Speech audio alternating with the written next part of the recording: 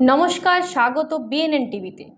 Vote মেটার পর আবারও বোমা উদ্ধারকে ঘিরে চাঞ্চল্য ছড়ালো ডোমকলে। শনিবার সকালে গ্রামবাসীরা মাঠের ধারে একটি প্লাস্টিক জার পড়ে থাকতে দেখে পুলিশকে খবর দেয়। পুলিশ গিয়ে উদ্ধার করে সেই বোমা। পরে বোম স্কোয়াডের কর্মীরা গিয়ে তা নিষ্ক্রিয় করে। পুলিশ সূত্রে জানা গিয়েছে 5টি বোমা ছিল সেখানে। কে বা কারা সেটা রেখেছিল তা নিয়ে চলছে তদন্ত। ভোটের আগে ডোমকল মহকুমা জুড়ে বিভিন্ন জায়গায় উদ্ধার হয়েছিল বোমা, আর তা নিয়ে ছড়িয়েছিল আতঙ্ক। কিন্তু ভোটের দিন একেবারে রক্তপাতহীন নির্বাচন দেখেছে ডোমকলবাসী। আর ভোটের পর শনিবার সকালে আবারও উদ্ধার হলো বোমা।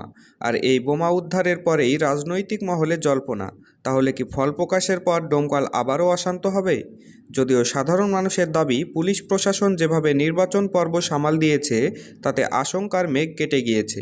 ভোটের সময় কাজে লাগাতে পারেনি বলেই এখন যে কোনো জায়গায় ফেলে রাখা হচ্ছে সেই বোমাগুলি।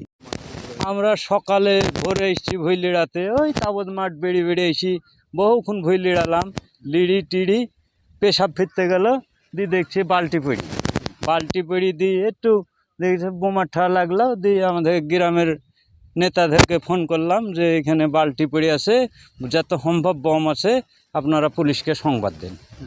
দিয়ে পুলিশকে সংবাদ দিল, দিয়ে পুলিশ আসলো। না, আমরা দেখি না। এখানে 4 দিন হলে ভইলের আছে আমি এই ভই, আমি কোনোদিন দেখি না। আমি বাগানে খাইতে যাই, পেশাব ফিরতে যাই, আজই দেখলাম।